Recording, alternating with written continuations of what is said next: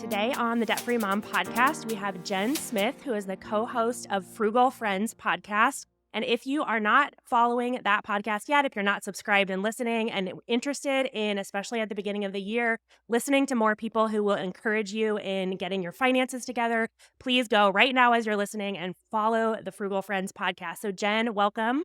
Yeah, thanks so much for having me. So can you tell us a little bit about your podcast? Like, obviously it's Frugal Friends, but what's the aim of what you guys do when you're sharing episodes each week?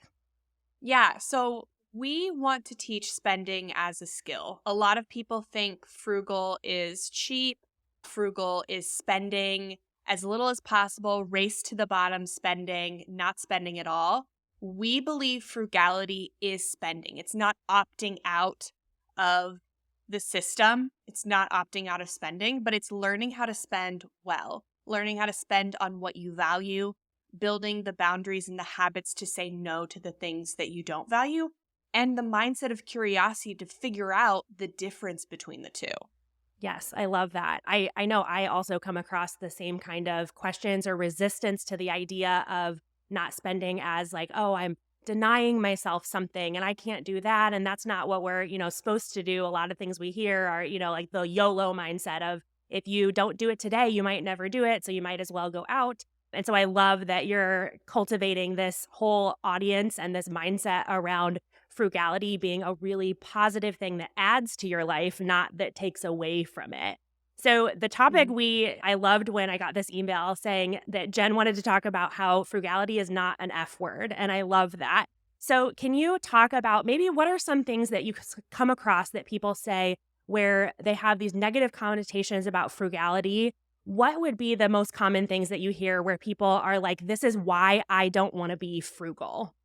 People want to spend money. That's why they don't want to be frugal. They want to be able to have fun and spend money on the things that they love and like. And so they don't want to be frugal. Frugal is often a means to an end. Mm-hmm. So people will try to quote unquote be frugal in order to pay off debt, in order to retire early or do this or that financially. But we love frugality as a lifestyle because it really is freeing. It drastically reduces the need for budgeting or rechecking your budgeting because you're in tune to what you want to spend on and what you want to say no to. And it's a lifestyle it's sustainable. It's good for the planet. It's good for the people around you abroad. There are so many reasons to fall in love with frugality, but we see so many people not want to be frugal because of those negative connotations that come with, again, race to the bottom spending and just being cheap. Right. I think, there's this fine line between cheap and frugal, right? And I think because we don't want to be cheap, then sometimes we might overcompensate and switch all the way to whatever the opposite of being cheap is. Because we think of things like your parents take you out and everybody tries to say, okay, nobody's supposed to drink soda or, even as you're an adult or whatever. And those things that we might have a negative experience with, especially in our childhood, of being stingy or saying no to everything fun. And so then as we grow up and get our own paychecks and our own money, we think, well, now I'm going to do the opposite of that. But I know for myself and for other people that often then you hit a hard wall if you live like that eventually. So I know for us, we became frugal as a means to get out of debt and save up an emergency fund. And then kind of like what you said, transitioned into, oh, this isn't something that we just want to do for a short period of time to accomplish a goal. It's actually how we enjoy living. So what was your initial shift into being frugal? Was there a specific goal you were trying to achieve, or was it just a lifestyle you wanted to have permanently? I thought I was frugal because I bought like generic brands and I would get the grande instead of the venti at Starbucks, like all the stuff. But it really my transition to embracing and loving frugality as a lifestyle did start when we were paying off debt. And I did view frugality as restrictive. I didn't want to do it. My goal, because I bought the generic brands at the grocery store, I was like, I'm going to side hustle my way out of debt. Like that, I'm just going to work hard. I got a great work ethic and that's what I'm going to do. And I'm not going to change my spending habits because I don't want to.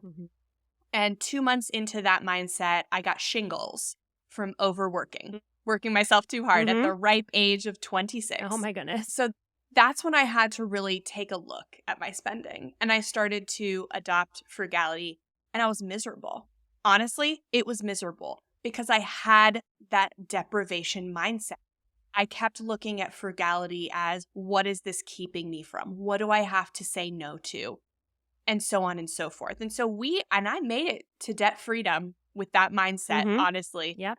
And it wasn't until we paid off our debt and we started investing a lot. We were like, had this hangover, this debt payoff hangover. It's like, okay, I worked so hard, so fast for this one goal. I reached it, and I don't know what to do now with all this energy, with all this momentum. And that's, I think, why the FIRE movement just Yep. has taken off over so many years. And then I got laid off about 9 months after we paid off our debt. And it forced me to reset and relook at why am I hustling so hard? Yeah. Like, what's the purpose? I'd never really asked myself since we started paying off debt what the purpose behind my actions were, because I knew why I was paying off debt. Like, I had that why, I had that deeper yes, but then I never reevaluated it. And so that pause really forced me to think, like, what is enough? Yeah. What's enough for me? Because I had never defined that. What's enough in my financial goals, in my income, in my spending? And it was that question that started me on this path of frugality, not as a means to save, but as a means to get more of the things money can't buy. Mm-hmm. Because when I'm wise with my money and I'm wise with my time spent earning money, then I can get the things that I truly want, which are not the things that I can buy or the experiences I can buy, but the actual things behind the people using the things and the Yeah. people experiencing the experiences. Yeah, I think when we first become frugal, like you said, it's in order to achieve some external goal. It's not in order to let go of stuff or experiences. But what I've found for myself and heard from other people too is that even though we might initially start being frugal as a means to paying off debt or saving up, the experience of living frugal actually changes how you approach those things. And the things that you felt like you were being deprived of at the beginning no longer become things you're even interested in. So it appears on the outside that you're still living frugal, but it's like, oh, actually, I don't even find value or joy in those things like I did first. But sometimes it just does take that reset button where we initially feel like, oh, all the stuff that I used to buy is now gone. And so my life is empty, all those really limiting beliefs. But giving ourselves time to then see, well, what am I going to fill my life with instead, right? Like if I'm not buying all that stuff, if I'm not constantly taking myself out after I do one tiny work task and feeling like I need to reward myself, what am I going to do instead? And I have found over time, even though from the time we started paying off debt to where we are now, our finances themselves look nothing like they did then. And I still almost find them as these like creature comfort habits of being frugal, right? Like it's like, no, this is actually how I enjoy living now because we did it for long enough. And that shift is subtle. And like I said, it's not going to be seen by the outside. So someone outside, looking in at your life would be like, oh my gosh, why does she live that way? Doesn't she said she's debt free. She should go spend it all. But the reality is that you are still continuing to spend on the things that you want. It's just that the definition of those wants has changed over time, which I think is the cool process of being able to be part of that. So now, compared to when you started, now what's your definition of frugality? Like, what does it look like when you're deciding to say yes or no to something? What are maybe some of the things you filter through in terms of, I'm frugal, but I am going to buy this, or I'm frugal, so I'm going to go ahead and say no to this?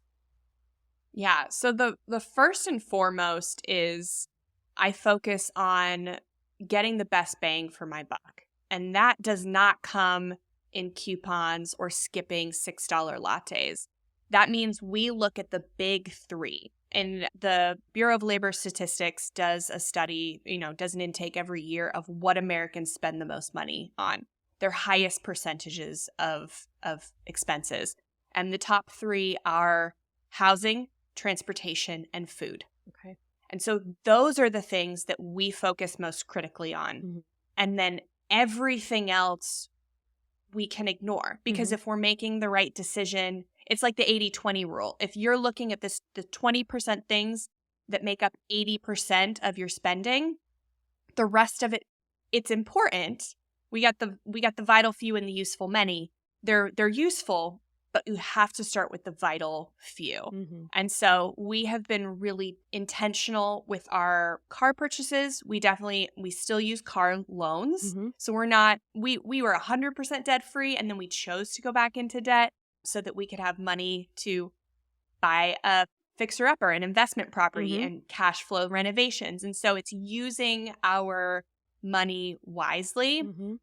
and making sure that we're getting best terms, lowest payments, paying off debt wisely. And so and then food, being really diligent about meal planning and making meal plans that we'll actually follow through with, Yeah, not that you like want to eat. pretend meal Yeah. plan. Right. Like meal plans that I'm not, going to get to Thursday and be so tired and have this like 40-minute prep meal. Yeah. No, we don't do that. We're looking at our realities and being like, what is my capacity? Mm-hmm. What is my enjoyment? Because if you don't enjoy it, you're not going to stick with it. And then how can I save the most money capitalizing on these things that are reality? Mm-hmm. And that's never going to be like at zero. Yeah. Right? We're always going to be spending money. We're not opting out of the system, Mm-hmm. but we're being intentional with Yeah. our choices. And so that's the first thing. And then figuring out what are the things Mm-hmm. that I like to spend on. And then saying yes to those without guilt. Mm-hmm. And then when you say yes to the things you love, saying no to the things you don't. Mm-hmm. So building boundaries with people, boundaries in social media, boundaries all around, Yeah. boundaries abundant. Yes. To be able to say no in as many cases as possible to impulse, habitual, emotional, pressured spending situations. So Yeah. those are the big ones. So I love that you mentioned those big three, because I think a lot of times when people feel like money is really tight, or they come to the realization that maybe they're spending more than they make, they can narrow in on what you called like those little things, those useful things, but they're really small. And sometimes there's an elephant in the room that their, mortgage is 40% of their take home pay. And it's like, you could eliminate every subscription you have. You could eat at home for the rest of your life. And if these big things are too heavy inside your finances, it's just not, the math's not going to math, right? And so I love that you bring up those two, as even though those obviously it's a much harder change to move than it is to cut back on coffee or whatever. But the impact, the positive impact that change can have is sometimes also so much disproportionately better, that those are the things that we have to be willing to at least look at. I like to encourage people, let everything be on the table, at least for a moment, at least consider, give yourself time to say, is this mortgage payment, car payment, lifestyle, whatever, actually adding to my life, or is it really actually the source of my stress? And then going down to those small things. That's what I remember one time I said, stop canceling subscriptions, because people were ignoring all the big stuff. And they were like, oh man, I got to get rid of Netflix. And I'm like, it's $15 a month and you're short $500 a month. Like, it can help a little bit, but we might need to look at some bigger pieces to find where that value is or is not coming from, which it doesn't sound frugal to say leave your subscriptions alone, but I think it kind of helps shift that focus, right? I think it's smart, because frugality in essence is just being efficient. We're being efficient and good stewards of our money. And like you said, if you're $500 short, a $15 subscription isn't moving the needle. It's hard to say no to yourself every day. Whether it's at the grocery store, at Starbucks, on takeout, that's hard. Also hard to change your living situation or your transportation situation. Yeah. You have to choose your hard. And more often than not, the barrier to entry, changing your housing and transportation and food, the housing and transportation has a higher barrier to entry, but in the long run is easier than saying no to yourself every day for the rest of your life Right. on the smaller things. Yeah. Yeah. Like, for example, if you switch your car, you go through the annoying process of maybe selling the car you have and then buying a different one that has a lower payment or whatever it is. But then once that's done, it's done. And then you go about your life. And it's that, like you said, the efficiency, it's lowering your decision fatigue. I don't have to Mm-hmm. drive by a car dealership every day being like, oh, just ignore it, in the same way that we do with coffee drive through or a food drive through. So I love Mm-hmm. that perspective too of it might be a difficult decision, but you make it once and then it pays dividends. I mean, if every single month your car payment is now $400 lower because of that one change you made, as opposed to trying to scrounge together 8 little changes that add up to $400 a month, it is much more efficient in the long run, which I love that.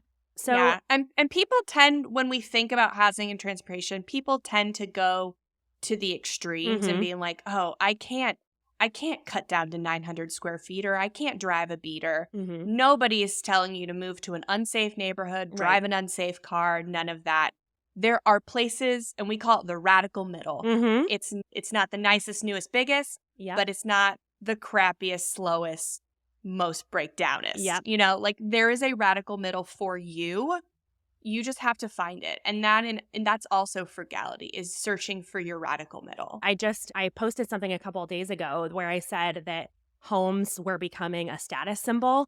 And a lot of people pushed back and said, well, everybody needs somewhere to live. And I said a very similar thing. I was like, yes, they absolutely do. I am not a proponent of homelessness in any form, right? But I was like, there's probably a very wide variety of choices we can Mm-hmm. make inside of the category of having a home. And my point was that I think sometimes some people slide themselves along that spectrum further than they're actually comfortable with because of the idea that it's an external symbol of, oh, that person must be super wealthy because look at the front of their home. And so somebody might say, oh, that home is a little bit older, but inside are people who are living comfortably and have space for the things that they want to buy. That's the breaking away from the external pressure to do something above and beyond your means simply because of how it looks on the outside to other people. How have you found ways to be okay with maybe the outside opinions of what you are doing, that you do live in a way that's probably seen as swimming upstream to some people? So what would you say to people who are listening who maybe as they listen in their car and they're by themselves, they're like, yes, I do want to do this. I do want to live this way. But then they get out into the world of their coworkers and their friends, and then they feel that pressure to be too much to actually make the changes. What would you say to that?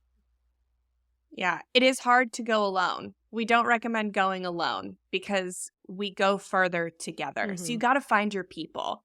And you got to have some thick skin to laugh it off too. Like we we find that it's easy to be judgmental in the frugal Mm-hmm. community. We like to say that we're very open-minded, but we tend to judge people for spending on things that we don't ourselves Yeah. value. So first we've got to stop that, Mm-hmm. because there are a lot of people who are spending within their values and spending within their means. Mm-hmm. But there's also the people you work with, you are in community with, that are spending outside their means. Mm-hmm. And so looking for people who are on the same financial trajectory as you, maybe not where you're at, but like are going where you're going. And that can be found. For me, I had to unfollow people on social media that were doing things that were not in my immediate goals. Mm-hmm. Not because I didn't like them, not because they were not my friend, Mm-hmm. but because it bummed me out Mm-hmm. to see them doing things that I wanted to do, but I'm intentionally putting off. Yeah. And then I also had to like invite people to do free things Mm-hmm. to see if they wanted to really hang out with me and be in relationship with me, Mm. or they just wanted to do the things and they just wanted somebody to do the things with. Mm. So those were the biggest things, but we really do need community. We were not made to be such self-reliant, independent, isolated beings. Mm-hmm. Like we need each other. Yeah. And so while it does take a little bit of thick skin and just Mm-hmm. kind of like, yeah, this is the way I'm doing it. Yep. It's a little weird. we do need to find our people Yeah. that get it. Yeah. And I think what I come back to is if someone who I would currently consider to be a friend is so appalled by the way that I'm living, maybe friend is the wrong definition for that word, right? Like maybe that relationship isn't going to carry through past when you become frugal. But I also find sometimes it's normal and natural to shy away from feeling like the oddball, right? To feel like the one who's not doing the normal thing or the group thing. So I do think, re-shifting who you are surrounding yourself so you find like-minded people. But also sometimes I like to see it like as an experiment. Like I was like, when things are in my head, I build it up to be like, oh, so-and-so is really going to care what I do, or they're really going to judge where I live, what I eat, whatever.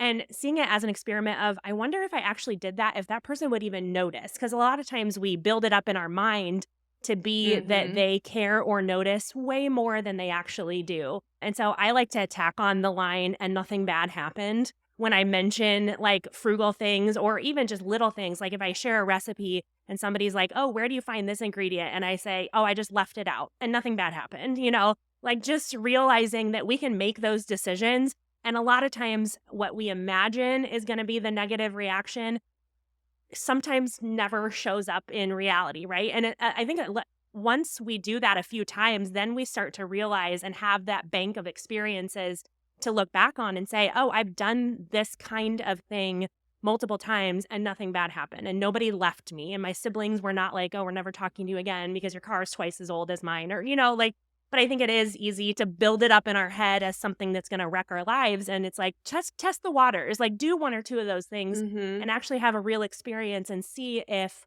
the negative that you're imagining even comes to be at all. Yeah, we are far more self-absorbed that, with ourselves than other people are. And we love recommending no spend challenges, not because of the money that you save by not spending, but because of all the opportunities it gives you in 1 month to identify how to get creative with meeting your needs without spending money. So it gives you all those opportunities to just think of how can I do something differently? How can I meet my need in a different way? And just like, the experiences you were referencing, it gives you so many opportunities for that in a shortened time span. Yeah. And we don't even really think about the money saving part of it. Right. So you guys are doing a January no spend challenge right now, aren't you? So yes, what are if somebody is like, I've heard about that, but it sounds way too restrictive for me. What are the rules that you do and don't follow that if, everybody can make their own rules, but what do you guys kind of say are the ins and the outs of a no spend challenge? Yes. There's this fantastic book on Amazon called The No Spend Challenge Guide. I wrote it. Awesome. Full disclaimer. Love it. So if you are very interested in no spend challenges, I would recommend picking up the book. But the short version is you kind of look back and you can start with a 90-day transaction inventory if you really want to get into it. Look at what are the things that are costing you the most. Not even what are the things that I'm doing the most, but what are the things that are really costing me the most. And then from there, you can either make a list of 3 or 4 things that you want to cut out, and then that's your no spend. So some people would call that a low spend. I call it a no spend because I am not spending on those things. Yeah. And then, or you could do like a full no spend. And some people get confused because they're like, but what if I need gas? Yeah. And I'm like, are you impulse spending on gas? On gas, yeah. No, then it doesn't count. We're not looking at Right. that.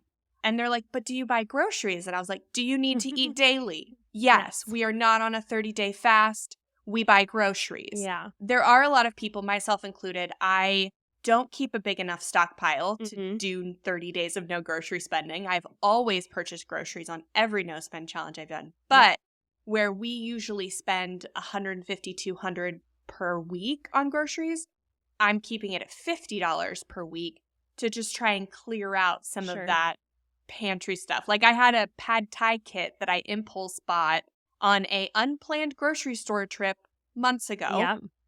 And I finally made it. Finally. So it's like stuff like that. Like you have stuff like that in the back of your pantry, in your freezer, maybe your fridge. Check to see if it's expired first. But So that's the kind of thing so my list for January is takeout, coffee out, like takeout coffee, and anything on Amazon. And Okay. so that's my list. Yeah. Those are the things I'm not spending on. And it just causes me when I go, oh, I need that. I should get it on Amazon. Causes me to pause Hmm. and be like, ooh, wait, no spend challenge. How can I get creative and meet that need without spending? Yeah. The other day, I ran out of diapers on the no spend challenge. I'm not getting creative with Right. diapers. Yeah, I'm no. buying the diapers, Yes. right? So there's levels. Yeah. And the goal is to pause and Mhm. think about how you can meet a need creatively without spending. Or when you do spend, and you will inevitably spend, it is a Mhm. challenge. If there is no friction, there's no point in doing it. When you spend, you can then reevaluate and be like, how can I plan and prepare so when the opportunity spent on that again comes up, I can make a different decision? Yeah. So you end up learning more about yourself than you do about your finances, I think. And I think that's the Yes. Yes. yeah, like I Mm-hmm. think people are when they hear a no spend challenge, it's just like, oh, well, really need $1,000 in their emergency fund, and so that's why they're doing it. But I love that you're not emphasizing the how much can we add into our savings or investments and actually emphasizing how much can I learn and grow inside myself. And then you'll be able to carry whatever you learn in that month into other months where you are spending. So if somebody doesn't maybe want to do a full challenge, if they're like, okay, that feels a little extreme for where I'm at now, what are some of those first things that people can be like, that's a low stakes frugal move for me that I could start to move into to move towards this idea of frugality? Yeah. So I'll just reference like coffee because that's an easy one. A lot of people get lattes out, Starbucks, whatever. So I would say maybe if you don't want to do a full no spend challenge, just start with a challenge to make the best cup of coffee at home that you can. Hmm. Like get creative, try to get creative and make a really great latte or nice cup of coffee at home. Because when you're doing it at home better than what you can get out, you'll choose to do it at home more. Yep. So when we make the challenge about how can I do it better versus how can I take it out, then we can see more success. Yeah.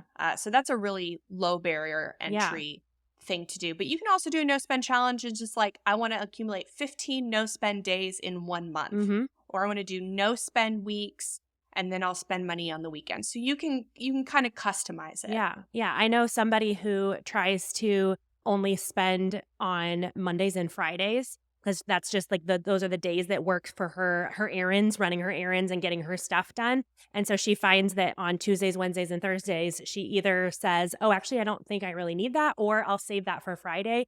And just by kind of batching the idea of this is when I spend, just having an on and off button gets us out Mm-hmm. of this mindless spend, right? If we give ourselves permission to always spend whenever we want, the decision is off, right? We're not actually like filtering through, do I even want this?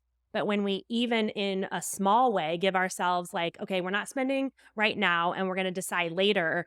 I love, even the idea of similar to what you're saying would also be like if you put something in your Amazon cart, you need to wait 24 hours until you actually check out, right? Like sometimes just giving ourselves a little barrier between when we feel the impulse and when we actually decide to act on it is all we need to really cut down on, ooh, I can't believe I would have bought that if I had let myself do it immediately. And now that I'm looking at it, even 24 hours later, maybe the need is no longer even there, let alone, being interested in or budgeting for it or whatever it is. So I think finding just little ways that give your brain a little pump the brakes, think through it in a bigger sense than just how you feel right now can often be just enough to get you over the edge of, but I want it. That idea of like, but I feel like Mm-hmm. having it right now. Because I do think a lot of times when we have been so used to saying yes constantly, then the only reason it's hard to say no is not because saying no is hard, but just because we haven't found a different way yet, right? And so just the change itself is hard, not that actually saying no temporarily is hard. And I love when you said make the best cup of coffee at home. As a coffee person myself, I love that. But I think that there is so much truth in that because I think the false comparison people are making is well, the good coffee is at the shop and the bad coffee is at my house. So if you're telling me not to go to the coffee shop, you're telling me to only drink bad coffee. And it's like, well, there are solutions to bad cups of coffee at home, right? I think that is a really helpful way to, even if it involves in a short term spending money, maybe you need to buy a bottle of vanilla syrup so that your coffee tastes the way that it does there or something. But what, a bottle of vanilla syrup costs $7 and then it's giant and it lasts you, a couple Mm-hmm. months. And that can really help with that too. And before we started recording, I mentioned to you that we had just traveled and several people had said, I feel deprived when I go out on a trip and then I cook my own meals. When I travel, I want to eat my meals out and I want a break from cooking. And what I had kind of said was the frugal part of the trip, which is eating most of our meals in the wherever we are staying, is actually opening a door for me. It's not closing it. And so shifting my focus to, by eating our meals in the house that we're renting, I'm able to be here with my family and travel. That helps me. I didn't once think on that trip, I feel so deprived right now, because I was like, I'm at this Mm-hmm. beautiful little cabin on a lake in Wisconsin with my kids and like this is so fun.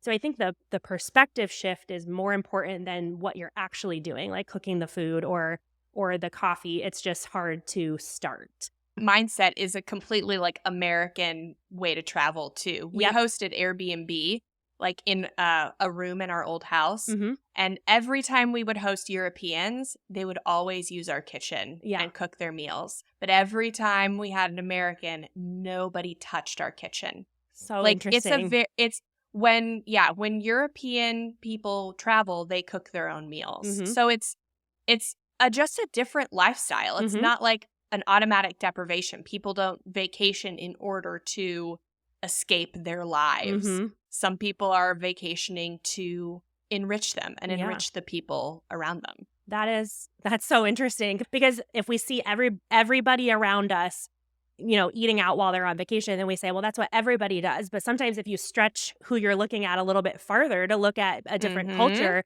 it's like, oh, maybe I believe that about travel because of what's around me, not because it's actually true, not because the only way to travel or the only way to enjoy traveling is to make sure that you never touch anything in a kitchen while you're gone.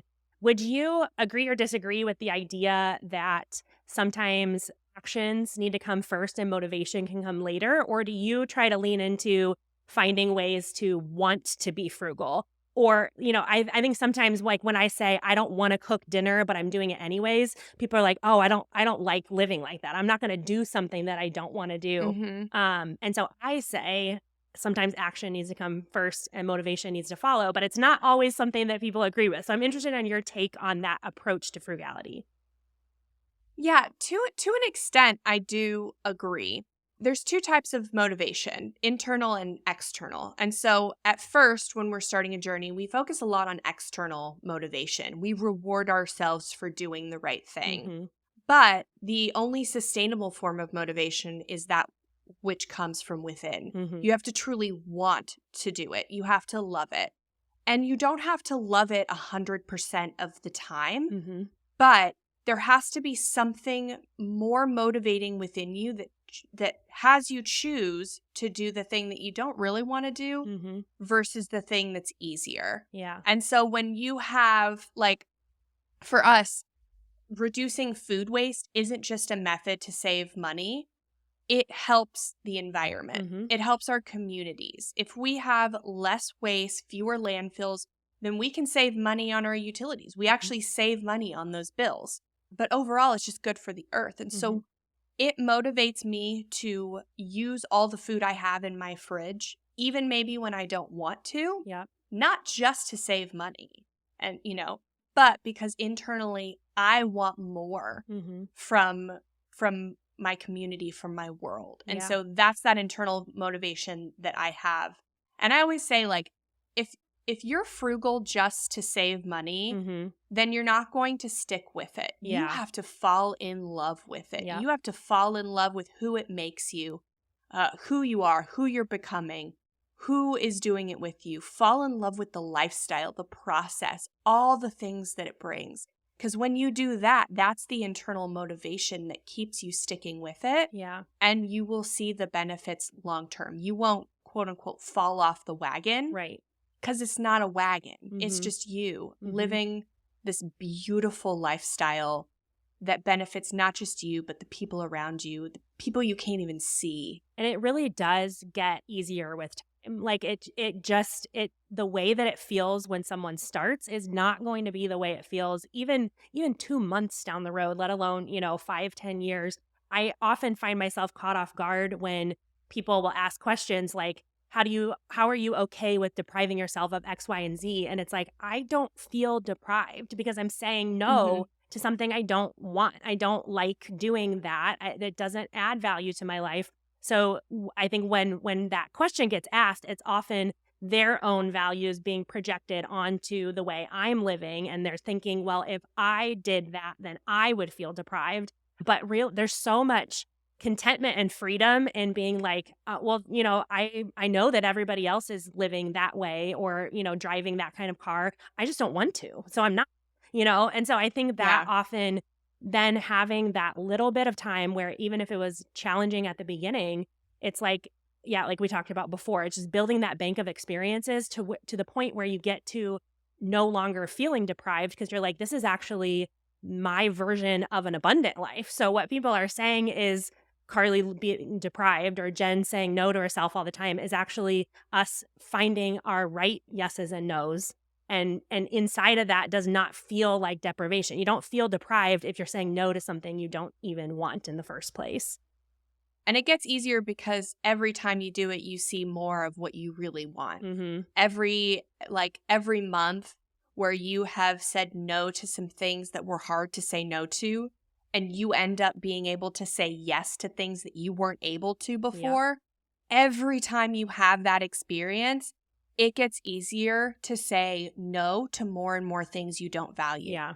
Because we are told to value everything. We're told to want everything. Mm-hmm. Marketers see us as consumers first, people second. Mm-hmm. And it was written 100 years ago in this book of marketing and propaganda, and that's like literally what it's called, that the book of marketing was to make people want things before they need it. Mm-hmm. Make people want things that they don't need. And so for the last 100 years, marketers have seen us as consumers first, people second. And we need to flip the narrative Mm-hmm. and view ourselves and each other as people first, consumers second, which means we can't say yes to everything. Mm-hmm. We can't want everything because then nothing is special. Nothing is sacred. Yeah.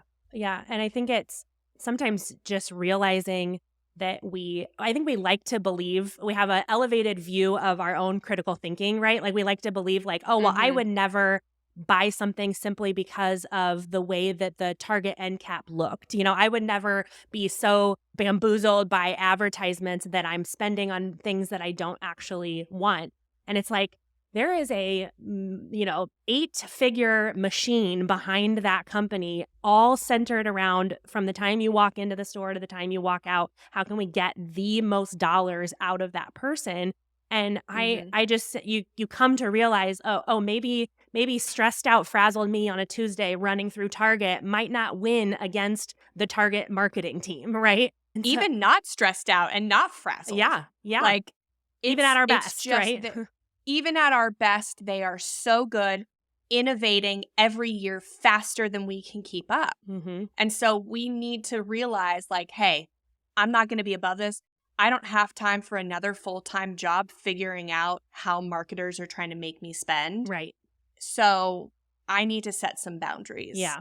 So that I don't. Yeah. Yeah. Protect ourselves from those influences once we recognize how powerful they can be. So you said you unfollow people who are maybe promoting a life that you don't want for yourself or you're not ready for yet. In the world of social media in general, I mean, both of us are on there and talking about other stuff. I think the influencer idea is a really interesting subsect of that marketing because it moves from when we're watching TV, we know that something is a commercial. So even if it's influencing us, we know that we're watching an advertisement. It's called an ad.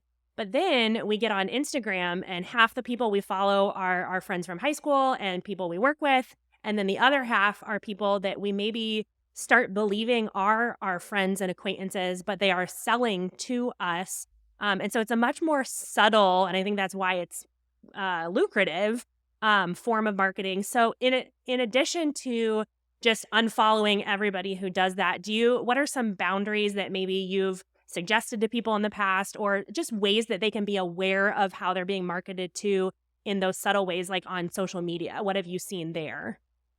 Yeah, we just had a whole episode, like de-influencing yourself from social media. And we had our friend Paige Pritchard on, who is like a massive social media influencer, but a de-influencer. Yeah. And curating Mm-hmm. your content, but don't make it doesn't have to all be educational or entertainment. So Mm-hmm. like I'm 9 months postpartum.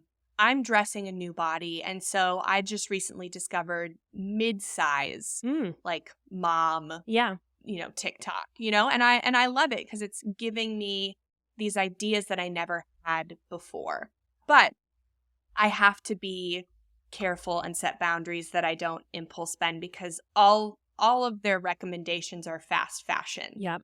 And I want to shop sustainably, and I want to shop things that'll last, not just short-term styles. Mm-hmm. And so because I've set that boundary in place, I can look at the things and be like, that's a trend. I'm not going to do that. Or that is something that is really going to, like, that's a style that's very much going to last. Mm-hmm. Let me see if I can find that from a sustainable place. Yeah. And they're more expensive, so I'm not going to be consuming massive amounts of clothing every year. I'm going to be motivated to curate the closet Yeah. more carefully because I'm spending more, but I know my things are going to last longer. Yeah.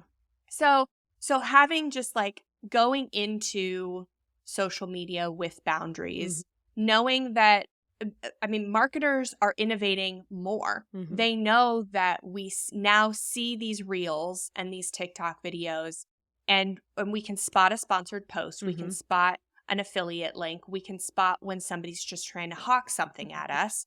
So they're moving into story-based and emotional marketing to make you feel connected emotionally to a brand, to think that when you're buying from that brand, you are supporting things that you value. So not even just like, nonprofit work or philanthropy, stuff like that, but you're supporting people that you value and their employees and all this stuff. So, which is great. Yes, we want to support people, but that's marketing. Yep. That is a new marketing technique.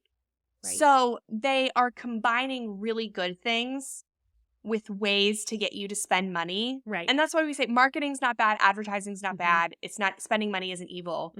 But you just have to be aware that these are highly like advanced marketing tactics. Yeah. And then you decide for yourself if you are going to be influenced by it intentionally. But we want to avoid unintentional influencing. Yeah. I think it's just harder. I find it personally easier to say no to like a Target ad on TV than I do to watching Instagram stories of someone who I may feel I'm like, oh, her life is like mine, and we're similar, whatever, and she has all these things in her kitchen. Therefore, all those things should be in my kitchen too, right? And so having a little bit, just a little bit of boundaries around, if I find, and for me, what I do is if I find that an account, I'm constantly like, I've had several instances where I've impulse bought something because they shared it, and then either it arrived and I didn't like it at all, or I just realized how much I spent and I'm not happy with that. I think the idea of the things that we follow being called friends is also what makes it harder too, because then it's like, oh, well, by unfollowing that person who maybe I've had some direct DMs with, it's like, defriending someone or something. It's like at the end of the day, especially if they are those true influencer accounts where it's like Amazon hauls daily and that kind of thing, this is a business, right? Like they're running a business. And if the purchases don't align with what I want to do, it is completely fine to unfollow that and like you said, curate my feed to be something different and something more aligned with myself. I just think it does get harder as it feels more subtle or more natural to be wanting to be like that person or follow in their footsteps or have a house that looks like theirs or whatever it is. Those subtleties can be tricky. Yeah. And you can always mute someone or like indefinitely or just for 30 days. Instagram's gotten very advanced with wanting you to keep following people. So Yes. they allow you to mute them for an amount of time. And so you can try that as Yeah. well if you don't want to unfollow people, or if you don't want somebody to see that you unfollowed them. Yeah. Then the mute button is magical. Yeah. A little boundary, a little reset, and then come back to it and see Mhm. how it goes later, right? So to wrap up, as we're kind of talking about frugality is not an F word, what would, if you could tell people what an ideal definition of frugality would be, like as they go and turn this off, and so now they're going to re-enter their actual lives and they're actually going to be bombarded with these ads and these decisions and stuff.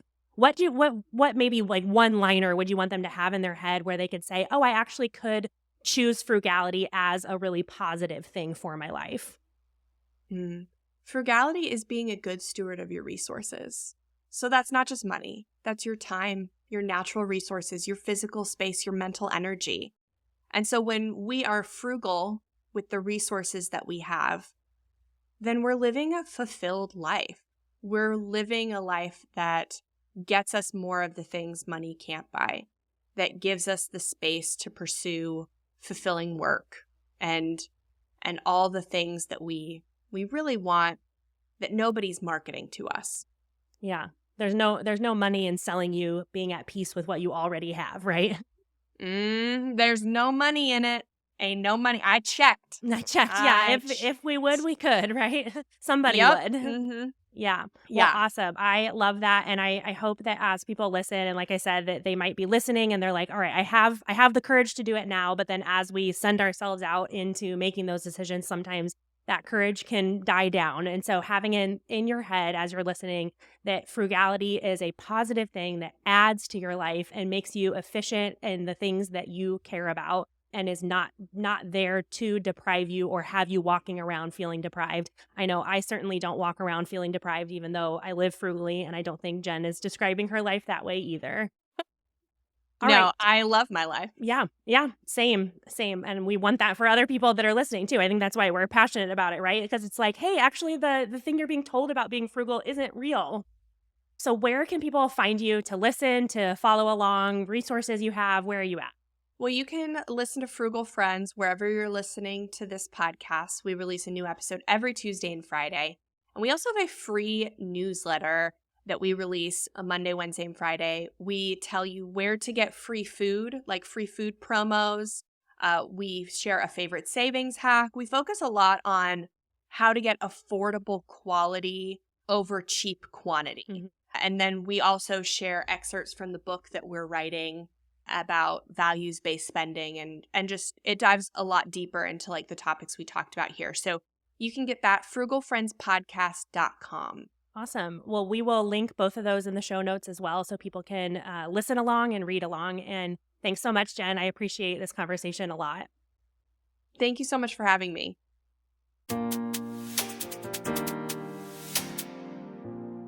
Welcome back to Not Worth Your Money, where Carly and I will talk about something that may or may not be worth it. So this is one that I have conflict. I don't know where I stand on it. And so I'd like to discuss books. Like actual just Like real life books. as opposed to a library book or an ebook. Like, do you buy the physical book? And the reason that I'm conflicted on it is I could not read the number of books that I read if I needed to buy all of them in order to read them. However, I also know, especially as time has gone on with like the line of work that I have, that there's no kickback for the author if I exclusively absorb all their content by checking out at the library. Yes, that's a great one. I mean, personally, I either will read a real life paper book or I will listen to the audio version. Mm-hmm. I just don't really read ebooks. Right. I just can't get into it. But your question is, do you check it out for free from the library or do you buy it in support? Right. Like when do I place an order for the book knowing that the author put an immense amount of time and effort and expertise into this book? Am I going to enjoy it for free? Which like next episode is going to be about libraries. I'm a huge fan of libraries and free resources, but I also am conscious of the fact that there is an author doing work behind all of the books that I am reading. I know that there are several authors that I tried to make a point to buy books, but I'm not as avid of a reader as Mhm. you are. So that's not as big of a problem for Yeah. me. Most of the authors that I know that I like to support are thought leaders, business coaches, people that I get a lot of value from professionally. And so I do like supporting them by purchasing books. Right. Like if it's going to be a nonfiction that you want to read over and over again or be able to like make notes in it or underline or something. Absolutely. Yeah. Yeah, for sure. So those are definitely the circumstances where I find myself buying a book. I don't know if I've ever like just straight up purchased a A fiction book. fiction book, yeah. I have some, but not a lot. So the related one then off of that, then that I think you could speak more to is I think should you buy or listen to music free is a connected question to that. And now we're on the flip where I'm more of the reader, not the music listener. But I think it's the same idea that there is a artist of some kind behind the work. Do we find free ways to enjoy it or do we monetarily support the person that made it? So for you, how do you decide, oh, I'm just gonna listen to this on Spotify versus finding a way to like support? Because like Spotify, quote unquote, supports the artist, but it's like 0.00013 pennies per listen or something. Yeah. I mean, I have my own music on Spotify and I think I've made last time I checked I had made $3. Wow. I know. Snaps for you. So no matter what level you're at as a musician, streaming is not making your full income. So I know that the ways that I can support an artist that I do like is going to see live events uh, as often as I can, buying merchandise, and I'm not a vinyl collector, Mhm. and that's like the main physical medium for distributing music right now. I don't have a record player, but I know I have a ton of friends who are very into that, and that's an awesome way to support not only like current expenses and stuff for artists that you like, but also an investment for their future. You get to, as independent artists, especially, are promoting themselves to venues and to get on other tours and whatever that they can show music sales, vinyl, streaming numbers, merch sales, all that stuff helps to perpetuate an artist's growth. Yeah, I think so I have not bought a music album since probably 2007, I would guess. Sometime in high school. I don't even know what it would have been, but yeah, so that's not something I do, but I think the conversation is an interesting one of how do we not because I think often we default to, well, why would you buy it? Because it's on Spotify. Why would I buy that book? It's at the library. And so there's like this delicate balance that I know people who always choose to buy the book just in order to support the person writing it. Or I'm sure, like you said, people that always choose to buy the album or whatever. So it's a nice little self check of, I think, the approach that we take to buying things, because I personally am frugal enough that I do tend to be like, well, why would I buy it if I can get it for free? But as time has gone on, I've started to recognize more of the person behind what I'm enjoying for free. And can I find some ways to sometimes choose to buy it instead of have it for free so that all of my decisions are not just filtered through how can it cost the least for me, but better how can it best align with my values as opposed to just how can I make something as cheap as possible for myself. Hmm. Most of my wardrobe is black band t-shirts Yes. and Affirm. yes. And that's because I've tried to support music as I've Hmm. gone to see bands and stuff. And so it's kind of like I like how these things look and I like, you know, being able to passive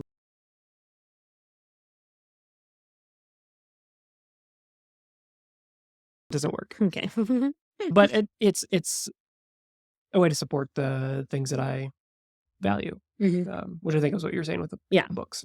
Yeah, like how can I move away from making the end all be all, how can I make this cost the least to me? And instead, like, how can I have a filter through which I sort the things that I value? So like the library is a fantastic way to access resources before you know what they are, before you know if you like it or not. Just like Spotify is a great place to explore new artists where like you wouldn't go out and buy an album of an artist you had never even heard of, but you could discover it on Spotify. And then if you really liked it, you could end up either buying their album or going to see a show or something. So I think it's a good like gateway into discovering things you wouldn't have accessed before. But as time has gone on, like the reason I've brought this one up as our not worth your money is I've had times where I've been like, ooh, like I would actually prefer to go buy that book for the sake of that author, even though I could access it at the library. Yeah. And I think just my final thought is you can't support everything. You don't Right. have the resources to value everything that you enjoy. Mhm. And so it just kind of comes down to personal judgment, like the kind of books that you read, kind of music that I listen to. I want to have more of that. Mhm. I don't want to just have all these artists or all these creators burn out after their first song or their first book. Mhm. So it's a way for us to individually contribute to perpetuating that thing that we enjoy. But you can't do that for everything. So Yeah. it's kind of weighing those on balance. Thanks for listening to the Debt Free Mom podcast. If you want to join me as a guest on the show, go to dfmpodcast.com. The Debt Free Mom podcast is hosted by me, Carly Hill, and is produced, edited, and mixed by Kyle Hill. Music for this episode was written by Kyle Hill. Hit subscribe wherever you're listening to join in with every new episode as we grow our confidence and contentment in our personal finances.